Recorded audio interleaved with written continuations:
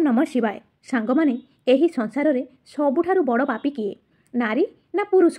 देखंतु एही संसार को जदि आमे मनुष्य होइकि आसिचंती माने समस्ते पाप करिसंती, किछि ना किछि समस्ते पाप करिसंती। एमिति दुनिया रे केही नाहंती कि पाप करि नाहंती, आमे समस्ते पाप करिसंती। किंतु आम मन रे सब बेले आसीथाय कि सबुठारु बड़ पापी किए, नारी करिथांती ना पुरुष? तेबे चालंतु आज आमे जानिबा एही कहानी माध्यम रे सबुठारु बड़ पापी किए, नारी ना पुरुष। गोटिए जंगल रे गोटिए शुआ एवं सारी एकाठी रहुथिले। सेमानक मध्यरे बहुत भल पाइबा थिला। दिने किछि विवाद हेतु शुआ एवं सारी मध्यरे झगड़ा होइगला। शुआ कहिला जे एही दुनिया रे सबुठारु बड़ पापी एवं अविश्वासी हेउछंती नारी। सारी उत्तर देला जे एही दुनिया रे सबुठारु पापी एवं अविश्वासी हेउछंती पुरुष माने। जेतेबेले दुहिंक भितरे झगड़ा बढ़िबाकु लागिला सेतेबेले सेमाने सेमानंकर विवाद समाधान पाई भगवान शिवंक पाखकु गले एवं निज कथा जणाइले। भगवान शिव शुआकु कहिले, तुमे केमिति कहि पारिबो जे एही दुनिया रे महिला माने पुरुष मानक तुलन रे अधिक पापी एवं अविश्वासी? सेतेबेले शुआ कहिला, मु एही प्रसंग रे गोटिए कहानी कहिबाकु चाहुछि, मते अनुमति दियंतु। माता पार्वती आसी कहिले, मु मध्य एही कहानी सुनिबाकु चाहुछि। तापरे भगवान शिव कहिले, ठीक अछि। तापरे शुआटी भगवान शिव एवं माता पार्वती सम्मुखरे कहानी वर्णना करिबा आरंभ करे। एक राज्य रे अग्रसेन नामक जणे राजा शासन करुथिले। तांकर 4 पुत्र थिले, जेउमाने समस्ते अत्यंत साहसी एवं भव्य थिले। किंतु बड़ पुत्र जाहार नाम चंद्रसेन थिला, ताहा केवल भव्य नुहे बरम महिमामय मध्य एवं तांको पत्नी चंद्रप्रभा मध्य अत्यंत सुंदर थिले। से तांको सम्मुखरे अन्य कौनसी नारी को सुंदर मने करू नथिले। दिने राजा अग्रसेन तांको पुत्र चंद्रसेन को कौनसी कथारे रागी जाई राज्यरु बहिष्कार करिबाकू आदेश देले। राजांको एही आदेश सुनी समस्ते एही विषय रे चिंतित हेले। तापरे चंद्रसेन बहुत दुखित होई गले। तांकू दुखी देखि तांको पत्नी पचारिले, प्राणनाथ तुमे काहींकी एते थकी जाइछ? राजकुमार हेबा परे भी तुमे एते चिंतित काहींकी? तापरे चंद्रसेन निज पत्नी को सबु किछि कहिले। चंद्रप्रभा तांको स्वामी राजकुमार चंद्रसेन को कहिले, चंद्रसेन जदि तुमे मते दासींको पाखरे छाड़ी अन्य राज्य को चली जीवो तेबे मु तुम बिना किपरि बंचिबी? मु मध्य तुम सहित जीवी। तेबे राजकुमार चंद्रसेन कहिले, अन्य राज्य रे अनेक प्रकार संकट रहिछि, तुमे मो सहित किपरि चली पारिबो? एवं तुमे बहुत कोमल सर्वदा महल रे रही आसीछ, तुमे एही दुख को किपरि सह्य करि पारिबो? तापरे रानी चंद्रप्रभा कहिले, प्रीतम अन्य राज्य रे आसुथिबा समस्त दुख तुम साथी रे रही अधिक आनंददायक लागिबो, नचेत तुम जंगलर दुख अपेक्षा राजप्रसादर सुख अधिक भयानक देखाजिबो। तेणु मु मध्य तुम सहित जीवी। राजकुमार चंद्रसेन ए सबु कथा भाबी पत्नी चंद्रप्रभा को कहती, तुमे मन दुख कर नाही, मु तुमको सांगरे नेबी। सांग माने कहानीटी भल लागिले गोटे लाइक करदेवे आ चैनलटी को सब्सक्राइब करदेवे। चंद्रप्रभा एथिरे खुशी होई स्वामी सह जीवाकू प्रस्तुति आरंभ करे। परदिन सकाळे सेमाने राज्यरु बाहारी एक जंगल रे पहुँचिले। सेमाने चालिबा समय रे थकी जाई गोटिए बरगछ तळे विश्राम नेबाकू स्थिर कले, कारण सेमाने बहुत थकी जाइथिले। ठंडा पवन बहुथिबारु तांकू तुरंत निद होई जाइथिला। किंतु किछि समय परे सेठारे एक साप आसी रानी को कामुड़ी देला।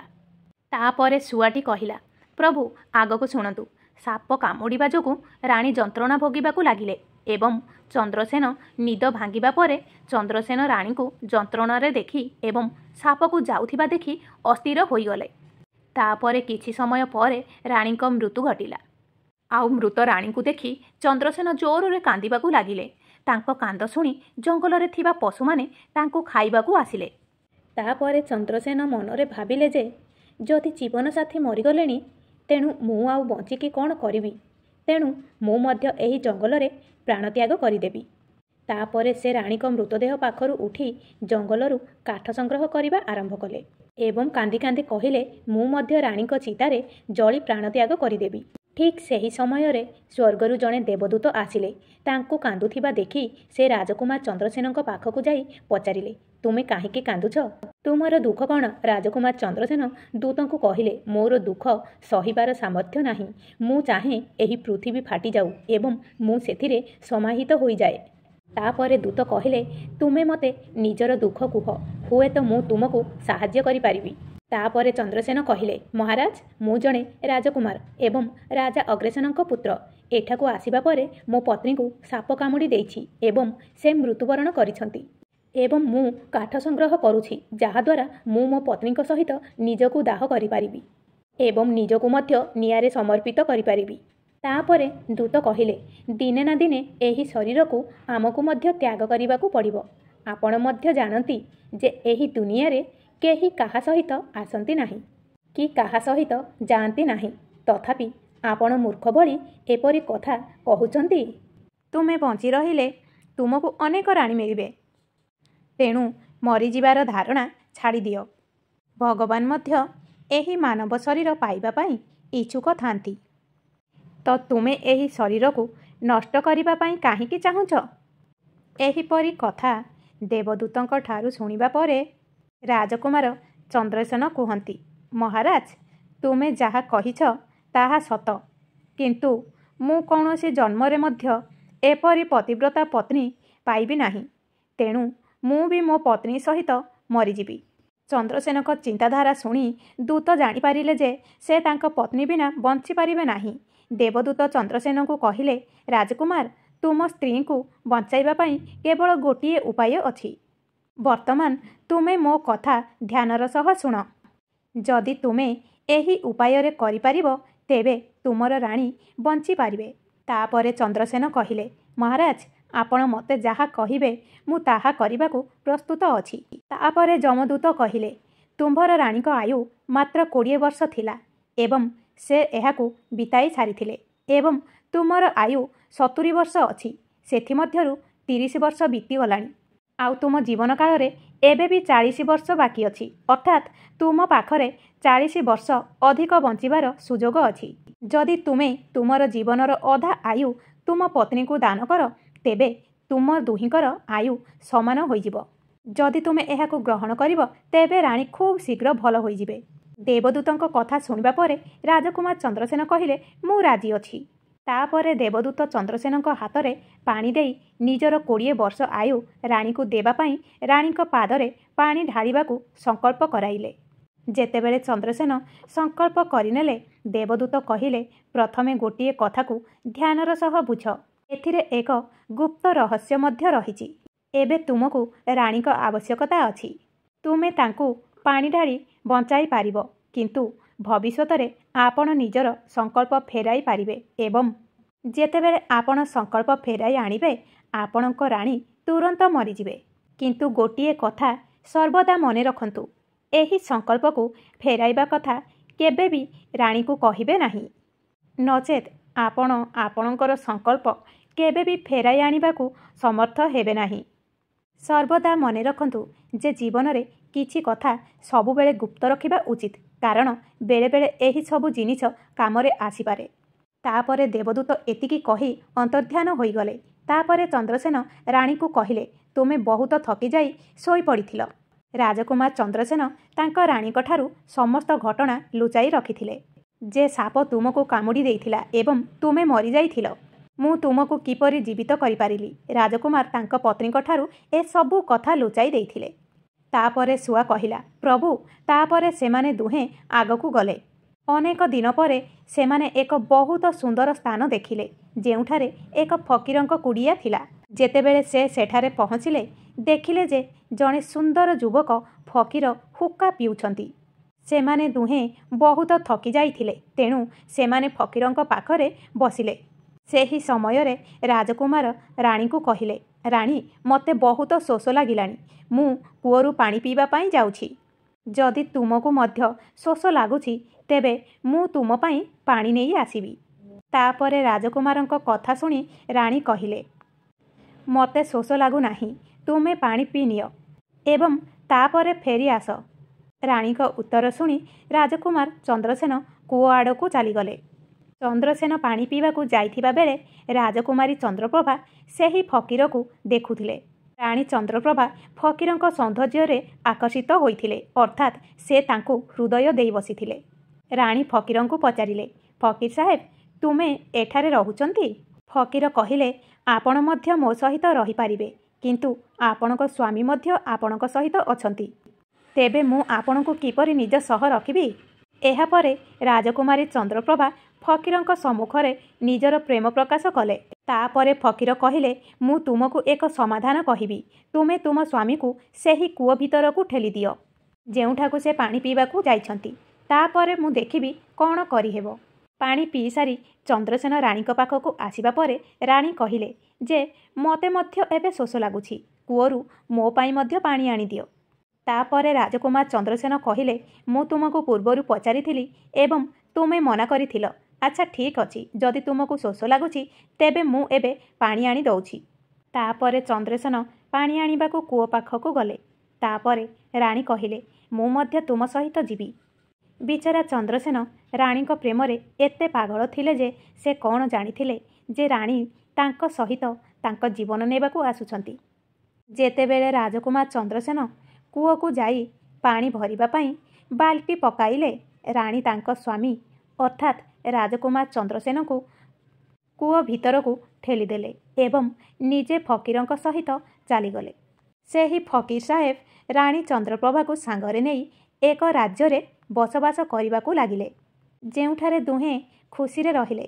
ଏହାପରେ ଫକୀର ସାହେବ ରାଣୀକୁ ନୃତ୍ୟ କରିବା ଏବଂ ଗୀତ ଗାଇବା ଶିଖାଇଲେ, ଯେପରି ସେ ଜଣେ ନୃତ୍ୟଶିଳ୍ପୀ ହୋଇପାରିବେ। ଧୀରେ ଧୀରେ ରାଜକୁମାରୀ ପୁରା ସହରରେ ପ୍ରସିଦ୍ଧ ହୋଇଗଲେ। ଏହି ଉପାୟରେ ରାଣୀଙ୍କ ନୃତ୍ୟ ଓ ଗୀତ ଯୋଗୁଁ ଫକୀରଙ୍କ ପାଖରେ ଲକ୍ଷ ଲକ୍ଷ ଟଙ୍କା ଆସିଯାଇଥିଲା। ରାଣୀ ମଧ୍ୟ ସେହି ଫକୀରଙ୍କ ସହ ମଜାରେ ରହିବା ଆରମ୍ଭ କଲେ।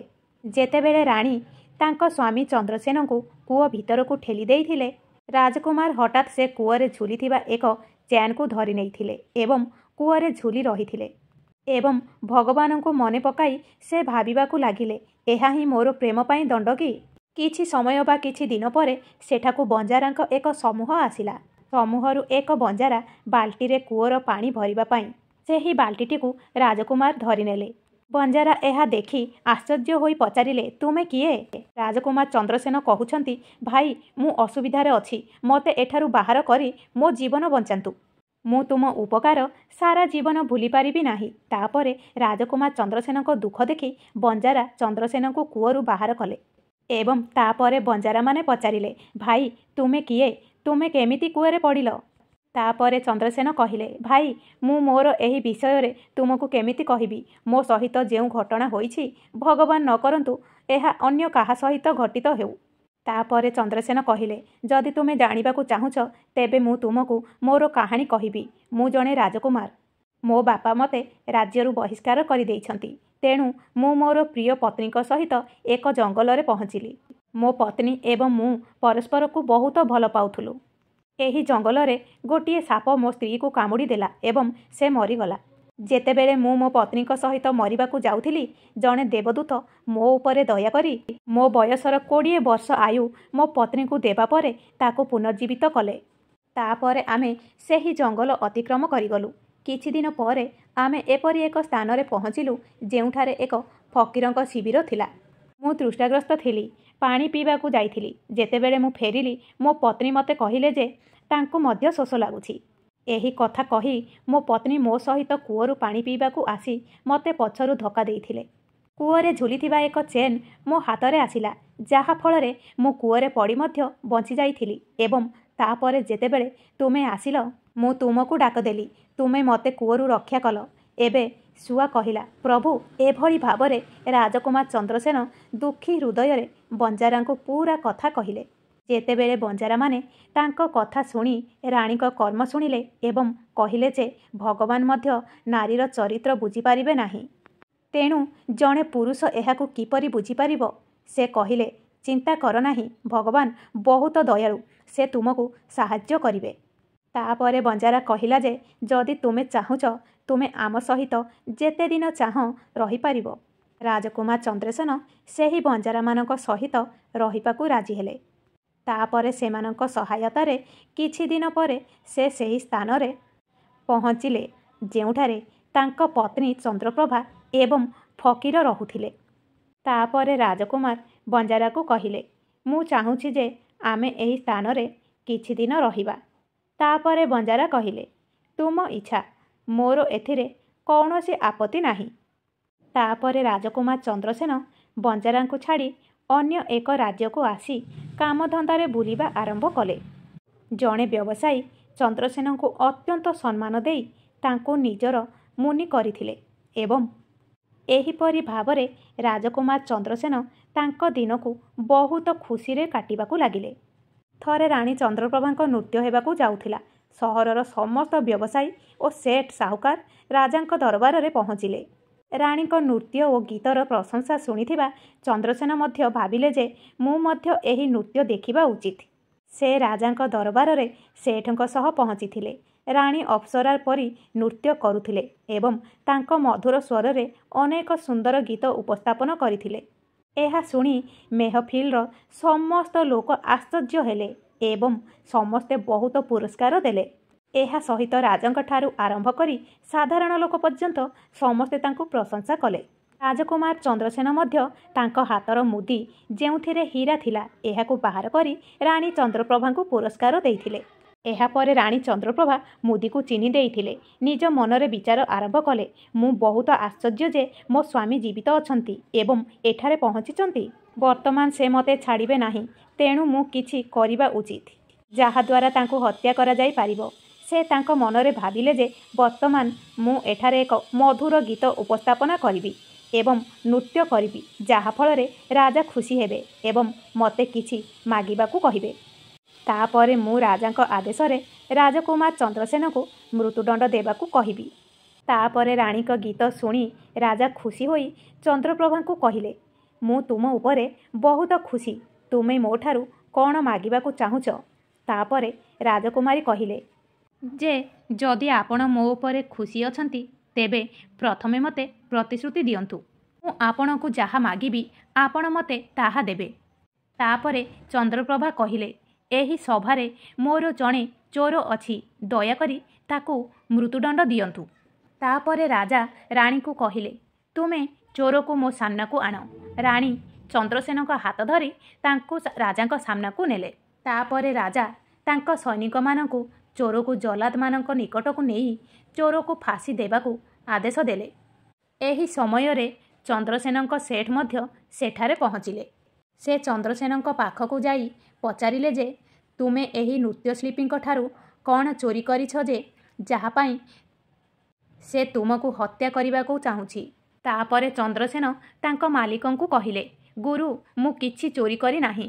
ରାଜାଙ୍କୁ କୁହନ୍ତୁ ମୁଁ କେବଳ ଦୁଇଟି କଥା କହିବାକୁ ଚାହୁଁଛି। ଏବେ ଚନ୍ଦ୍ରସେନଙ୍କ ମାଲିକ ଏହା ଶୁଣି ନିଜ ସହ ବ୍ୟବସାୟୀ ଓ ସାହୁକାରଙ୍କ ପାଖକୁ ଯାଇ ସମସ୍ତେ ପରାମର୍ଶ କଲେ ଏବଂ ରାଜାଙ୍କୁ କହିଲେ ଯେ ଆମ ମୁନି କୌଣସି ଚୋରି କରି ନାହାନ୍ତି। ସେ କହୁଛନ୍ତି ଯେ ସେ ଆପଣଙ୍କୁ ଦୁଇଟି କଥା କହିବାକୁ ଚାହୁଁଛି। ତଥାପି ଯଦି ଆପଣ ଭାବୁଛନ୍ତି ଯେ ସେ ଏକ ଅପରାଧୀ ତେବେ ତାକୁ ଫାଶୀ ଦିଆଯିବ। ତାପରେ ରାଜା ବ୍ୟବସାୟୀଙ୍କ କଥା ଶୁଣି କହିଲେ, ଠିକ୍ ଅଛି, ମୁନିକୁ ଡାକ। ତାପରେ ଚନ୍ଦ୍ରସେନଙ୍କୁ ରାଜାଙ୍କ ସାମ୍ନାକୁ ଅଣାଯାଇଥିଲା ଏବଂ ରାଜା କହିଲେ, ଯାହା କହିବାକୁ ଚାହୁଁଛନ୍ତି ତାହା କୁହ। ତାପରେ ରାଜକୁମାର ଚନ୍ଦ୍ରସେନ କହିଲେ, ମହାରାଜ, ମୁଁ କ'ଣ ଦୋଷ କରିଛି ଯେଉଁଥିପାଇଁ ଆପଣ ମୋର ହତ୍ୟା ନିର୍ଦ୍ଦେଶ ଦେଇଛନ୍ତି? ତାପରେ ରାଜା କହିଲେ, ତୁମେ ଏହି ନୃତ୍ୟଶିଳ୍ପୀଙ୍କ ଚୋର। ତାପରେ ଚନ୍ଦ୍ରସେନ କହିଲେ, ମହାରାଜ, ମୁଁ ଏହି ପାପୀ ମହିଳାଙ୍କ ସ୍ୱାମୀ, ଯାହାକୁ କୂଅ ଭିତରକୁ ଠେଲି ଦେଇ ସେ ଫକୀରଙ୍କ ସହ ଏଠାକୁ ଚାଲି ଆସିଛନ୍ତି। ତାପରେ ନର୍ତ୍ତକୀ ରାଜାଙ୍କୁ କହିଲେ, ମହାରାଜ, ମୁଁ ପାପୀ ନୁହେଁ, ସେ ମିଛ କହୁଛି। ମୁଁ ତାଙ୍କୁ ଜାଣେ ନାହିଁ ସେ କିଏ। ମୁଁ ଏତିକି ଜାଣିଛି ସେ ହେଉଛନ୍ତି ମୋ ଚୋର। ମୁଁ କେବଳ ଏତିକି ହିଁ ଜାଣେ। ତାପରେ ରାଜକୁମାର ଚନ୍ଦ୍ରସେନ କହିଲେ, ମହାରାଜ, ଯଦି ସେ ମୋର ପତ୍ନୀ ନୁହେଁ ତେବେ ବାଟରେ ମୁଁ ଛାଡ଼ିଥିବା ସବୁକିଛି ମୋତେ ଫେରାଇ ଦେବାକୁ କୁହନ୍ତୁ। ତାପରେ ଚନ୍ଦ୍ରସେନ ରାଣୀଙ୍କ ଆଡ଼କୁ ଦେଖିଲେ। ଯେତେବେଳେ ରାଜକୁମାରୀ ଚନ୍ଦ୍ରପ୍ରଭାଙ୍କୁ ତାଙ୍କ ସମ୍ପତ୍ତି ଫେରସ୍ତ କରିବାକୁ କୁହାଗଲା ସେ ତୁରନ୍ତ ରାଜି ହୋଇଗଲେ। ସେତେବେଳେ ରାଜକୁମାର ଚନ୍ଦ୍ରସେନ କହିଲେ, ଆଚ୍ଛା, ବର୍ତ୍ତମାନ ତୁମେ ତୁମ ହାତରେ ପାଣି ନିଅ। ଆମର ନ୍ୟାୟ ଏହି ଦରବାରରେ ହେବ। ସେ ପାଣି ନେଇ ହାତରେ ରଖି କହିଲେ ଯେ ବାଟରେ ମୋତେ ଯେଉଁ ଜିନିଷ ଦିଆଯାଇଥିଲା ମୁଁ ଏବେ ତାହା ଫେରାଇ ଦେଉଛି। ରାଣୀ ମଧ୍ୟ ପାଣି ନେଇ କହିଲେ ଯେ ବାଟରେ ସେ ମୋତେ ଯେଉଁ ଜିନିଷ ଦେଇଥିଲେ ତାହା ମୁଁ ଫେରାଇ ଦେଉଛି। ଏବେ ସେ ହାତରେ ପାଣି ଛାଡ଼ିବା ମାତ୍ରେ ରାଣୀଙ୍କ ପ୍ରାଣ ଚାଲିଯାଇଥିଲା। ସେଠାକାର ଲୋକମାନେ ଏହି ଦୃଶ୍ୟ ଦେଖି ଆଶ୍ଚର୍ଯ୍ୟ ହୋଇଗଲେ। ତାପରେ ରାଜା ଆଶ୍ଚର୍ଯ୍ୟ ହୋଇ ଚନ୍ଦ୍ରସେନଙ୍କୁ କହିଲେ, ଏବେ ଏଠାରେ କ'ଣ ଘଟିଗଲା ମୋତେ ତାହା ସ୍ପଷ୍ଟ ଭାବରେ କୁହ। ତାପରେ ରାଜକୁମାର ଚନ୍ଦ୍ରସେନ ତାଙ୍କ ଜୀବନର ସମସ୍ତ ଘଟଣାକୁ ଖୋଲାଖୋଲି ଭାବରେ ବର୍ଣ୍ଣନା କରି ନିଜ କାହାଣୀ ଆରମ୍ଭ କଲେ ଏବଂ ନିଜ ସମସ୍ତ ଘଟଣାକୁ ବର୍ଣ୍ଣନା କଲେ। ସବୁକିଛି ଶୁଣିବା ପରେ ରାଜନ ଚନ୍ଦ୍ରସେନଙ୍କୁ ଆଲିଙ୍ଗନ କରି ତାଙ୍କ କନ୍ୟାକୁ ଚନ୍ଦ୍ରସେନଙ୍କ ସହ ବିବାହ କରାଇଥିଲେ। ଶୁଆ କହିଲା, ପ୍ରଭୁ, ମୁଁ ଏହି କାହାଣୀ ଦ୍ୱାରା କହିପାରିବି ଯେ ଏହି ଦୁନିଆରେ ମହିଳାମାନେ ପୁରୁଷଙ୍କ ତୁଳନାରେ ଅଧିକ ପାପୀ ଏବଂ ଅବିଶ୍ୱାସୀ ଅଟନ୍ତି। ତାପରେ ପାର୍ବତୀ କହିଲେ, ପ୍ରଭୁ, ମୁଁ ଭାବୁଛି ଶୁଆ ସତ କହୁଛି। ସମସ୍ତ ସ୍ତ୍ରୀମାନଙ୍କ ମଧ୍ୟରୁ କେବଳ ଗୋଟିଏ କିମ୍ବା ଦୁଇଟି ହିଁ ବିନା ନୈତିକ ମୂଲ୍ୟବୋଧ ଏବଂ ସଚ୍ଚୋଟତା ବିହୀନ ହୋଇପାରନ୍ତି। କିନ୍ତୁ କିଛି ପୁରୁଷ ମଧ୍ୟ ଅଛନ୍ତି ଯେଉଁମାନେ ପାପୀ ଏବଂ ଅବିଶ୍ୱାସୀ ହୋଇପାରନ୍ତି। ତାପରେ ଭଗବାନ ଶିବ କହିଲେ, ସାରି, ତୁମେ କିପରି ସିଦ୍ଧ କରିବ ଯେ ପୁରୁଷମାନେ ପାପୀ? ସାରି କହିଲା, ମୁଁ ମଧ୍ୟ ଆପଣଙ୍କୁ ଏକ କାହାଣୀ କହିବି ଯାହା ସ୍ପଷ୍ଟ କରିଦେବ ଯେ ପୁରୁଷମାନେ ମହିଳାଙ୍କ ତୁଳନାରେ ଅଧିକ ପାପୀ ଏବଂ ଅବିଶ୍ୱାସୀ। ତାପରେ ଶୁଆ କାହାଣୀ କହିବା ଆରମ୍ଭ କଲା। ଭଗବାନ ଏକ ଗ୍ରାମରେ ଏକ ପରିବାର ରହୁଥିଲେ ଯେ ବହୁତ ଧନୀ ଥିଲେ ଏବଂ ସେ ସେଠଙ୍କ ପୁଅ ଏତେ ଜୁଆରୀ ଥିଲା ଯେ ସେଠ ତା ବିଷୟରେ ଭାବି ଭାବି ସବୁବେଳେ ଚିନ୍ତାରେ ରହୁଥିଲେ। ଦିନେ ତା ବାପାଙ୍କ ଦେହାନ୍ତ ହୋଇଗଲା, ତଥାପି ସେ ଜୁଆ ଖେଳିବା ବନ୍ଦ କରିନଥିଲା। କିନ୍ତୁ ତାଙ୍କ ବାପାଙ୍କ ମୃତ୍ୟୁ ପରେ ସେ ଖୋଲାଖୋଲି ଜୁଆ ଖେଳିବା ଆରମ୍ଭ କଲା ଏବଂ ତାର ସବୁ କିଛି ଧନ ସମ୍ପତ୍ତି ହରାଇଲା। ତାପରେ ସେ ତାଙ୍କ ଗାଁରୁ ଦୂରକୁ ଯାଇ ଆଉ ଜଣେ ସେଠଙ୍କ ଘରେ ପହଞ୍ଚିଥିଲା। ସେ ସେହି ସେଠଙ୍କୁ କହିଲେ ଯେ ମୋତେ ବହୁତ ଶୋଷ ଲାଗୁଛି, ମୋତେ ଗୋଟିଏ ଗ୍ଲାସ୍ ପାଣି ମିଳିବ? ସେଠ ଯୁବକଙ୍କୁ ପଚାରିଲେ ଯେ ତୁମେ କିଏ, ତୁମେ କ'ଣ କର ଏବଂ କେଉଁଠାରୁ ଆସିଛ? ଏହାର ଜବାବରେ ଯୁବକ ଜଣକ କହିଲେ, ମୁଁ ଜଣେ ବ୍ୟବସାୟୀ ଏବଂ ମୁଁ ଏଠାରୁ ଯାଉଥିଲି। ମୋତେ ବହୁତ ଶୋଷ ହେବାରୁ ମୁଁ ଭାବିଲି ମୁଁ ପାଣି ପିଇ ଚାଲିଯିବି। ତାପରେ ସେଠ ପଚାରିଲେ, ତୁମେ କ'ଣ ବ୍ୟବସାୟ କରୁଛ? ତାପରେ ଯୁବକ ଜଣକ କହିଲା ଯେ ବ୍ୟବସାୟ କରିବା ପାଇଁ ସାମାନ ଆଣୁଥିବା ସମୟରେ ମୋର ସମସ୍ତ ସାମଗ୍ରୀ ସମୁଦ୍ରରେ ଖସିଗଲା। ତେଣୁ ଯଦି ଆପଣ ମୋତେ ସାହାଯ୍ୟ କରିବେ ତେବେ ଭଲ ହୁଅନ୍ତା। ସେତେବେଳେ ସେଠ ଯୁବକଙ୍କ କଥା ଶୁଣି ତାଙ୍କ କଥାରେ ଜାଲରେ ଫସି ଯାଇଥିଲେ ଏବଂ କହିଲେ, ପୁଅ, ତୁମେ ତ ଦେଖିବାକୁ ବହୁତ ଭଲ ଅଛ ଏବଂ କିଛି ରୋଜଗାର ବି କରୁଛ। ତେବେ ତୁମେ ମୋ ଝିଅକୁ ବିବାହ କରିବ କି? ଏବେ ଏହା ଶୁଣି ଯୁବକ ଖୁସି ହୋଇ ବିବାହ ପାଇଁ ହଁ କଲେ। ଏହାପରେ ଦୁହେଁ ବିବାହ କରିଲେ। ଏବେ ବିବାହ ପରେ ଯୁବକ ଜଣକ ସେଠଙ୍କ ଝିଅକୁ ସାଙ୍ଗରେ ନେଇଯାଉଥିବା ବେଳେ ସେଠାରେ ଏକ ଜଙ୍ଗଲ ଆସିଲା। ଯୁବକ ଜଣକ ତାଙ୍କ ପତ୍ନୀକୁ କହିଲେ, ଦେଖ, ଆମେ ବର୍ତ୍ତମାନ ଏବେ ଜଙ୍ଗଲରେ ଅଛୁ। କୌଣସି ଚୋର ତୁମର ଗହଣା ଚୋରି କରିପାରେ, ତେଣୁ ତୁମେ ମୋତେ ତୁମର ସମସ୍ତ ଗହଣାଗୁଡ଼ିକ ମୋତେ ଦିଅ, ଯାହାଦ୍ୱାରା ତୁମର ଗହଣା ସବୁ ସୁରକ୍ଷିତ ହୋଇ ରହିପାରିବ। ଏହାପରେ ଯୁବକ ଜଣକ ନିଜ ପତ୍ନୀଙ୍କ ଗହଣାକୁ ଏକ କପଡ଼ାରେ ବାନ୍ଧି ଦେଇଥିଲେ ଏବଂ ପରେ ସେମାନେ ଜଙ୍ଗଲରେ ଆରାମ କରିଥିଲେ। ସେହି ଯୁବକର ମନରେ ଆଗରୁ ଲୋଭ ଥିଲା। ସେ ତାଙ୍କ ମନରେ ଭାବିଲେ ଯେ ମୁଁ କେବଳ ଟଙ୍କା ପାଇଁ ତାଙ୍କୁ ବିବାହ କରିଛି ଏବଂ ମୁଁ ଟଙ୍କା ପାଇଲି। ସେଥିପାଇଁ ସେ ପ୍ରଥମେ ରାଣୀଙ୍କ ସହ ଯେଉଁ ଦାସୀ ଆସିଥିଲେ ସେହି ଯୁବକ ପ୍ରଥମେ ସେ ଦାସୀର ହତ୍ୟା କରିଥିଲେ ଏବଂ ତାପରେ ସେ ତାଙ୍କ ପତ୍ନୀଙ୍କୁ କୂଅରେ ଠେଲି ଦେଇଥିଲେ ଓ ସେ ଭାବିଲା ଯେ ସେ ପାଣିରେ ବୁଡ଼ି ମରିଯିବ। ଜଣେ ବ୍ୟକ୍ତି ସେଠାରୁ ଯାଉଥିବା ବେଳେ ଜଣେ ମହିଳାଙ୍କ ସ୍ୱର ଶୁଣି ସେ ମହିଳାଙ୍କୁ କୂଅ ଭିତରୁ ବାହାର କରିଥିଲେ। ତାପରେ କୂଅରୁ ବାହାରକୁ ଆସିବା ପରେ ମହିଳା ଜଣକ ତାଙ୍କ ସମସ୍ତ ସୂଚନା ସେହି ବ୍ୟକ୍ତିଙ୍କୁ ଦେଇଥିଲେ ଏବଂ ସେହି ବ୍ୟକ୍ତି ଜଣକ ମହିଳାଙ୍କୁ ତାଙ୍କ ବାପାଙ୍କ ଘରକୁ ନେଇଯାଉଥିଲେ। ଘରକୁ ଯାଇ ସେ ତାଙ୍କ ବାପାଙ୍କୁ କହିଲେ ଯେ କିଛି ଚୋର ଆମକୁ ଆକ୍ରମଣ କରି ପ୍ରଥମେ ଦାସୀର ହତ୍ୟା କଲେ, ମୋତେ କୂଅ ଭିତରକୁ ଠେଲିଦେଲେ ଏବଂ ସ୍ୱାମୀଙ୍କ ବିଷୟରେ ମୁଁ କିଛି ଜାଣିନାହିଁ। ଝିଅର କଥା ଶୁଣି ସେଠଜୀ କହିଲେ, କିଛି ଅସୁବିଧା ନାହିଁ, ଭଗବାନ ସବୁ କିଛି ଠିକ୍ କରିଦେବେ। ଏବେ ମୁଁ କହୁଛି ଯେ ପ୍ରଭୁ, ଏହି ଦୁନିଆରେ ଉଭୟ ପୁରୁଷ ଓ ମହିଳା ଅବିଶ୍ୱାସୀ ଓ ପାପୀ ହୋଇପାରନ୍ତି। ବର୍ତ୍ତମାନ ଆପଣ ହିଁ ବିଚାର କରନ୍ତୁ। ଏବେ ଶୁଆ ଏବଂ ସାରିଙ୍କ କାହାଣୀ ଶୁଣି ଭଗବାନ ଶିବ କହିଲେ, ଠିକ୍ ଅଛି ଶୁଆ ଏବଂ ସାରି, ମୁଁ ତୁମ କାହାଣୀକୁ ଧ୍ୟାନର ସହ ଶୁଣିଛି। ବର୍ତ୍ତମାନ ମୁଁ ତୁମକୁ ବିଚାର କରି କହୁଛି ଯେ ଏହି ଦୁନିଆରେ ପୁରୁଷ ଏବଂ ମହିଳାଙ୍କ ମଧ୍ୟରେ ପ୍ରକୃତରେ କିଏ ଅଧିକ ପାପୀ ଓ ଅବିଶ୍ୱାସୀ? ଭଗବାନ ଶିବ ଉତ୍ତର ଦେଲେ, ଏଥିରେ କୌଣସି ସନ୍ଦେହ ନାହିଁ। ଏହା ସତ ଯେ ମନୁଷ୍ୟର ଚିନ୍ତାଧାରା ହିଁ ତାକୁ ସ୍ତରରୁ ତଳକୁ ନେଇ ଯାଇପାରେ ଏବଂ ସେ ଜଣେ ପାପୀ ଓ ଅବିଶ୍ୱାସଘାତୀ ହୋଇପାରେ। ସେ ଜଣେ ମହିଳା ହୁଅନ୍ତୁ କିମ୍ବା ପୁରୁଷ, କୌଣସି ପ୍ରକାରର ପାପ କରିବା ପୂର୍ବରୁ ସେ ଠିକ୍ କି ନାହିଁ ଚିନ୍ତା କରିବା ଉଚିତ।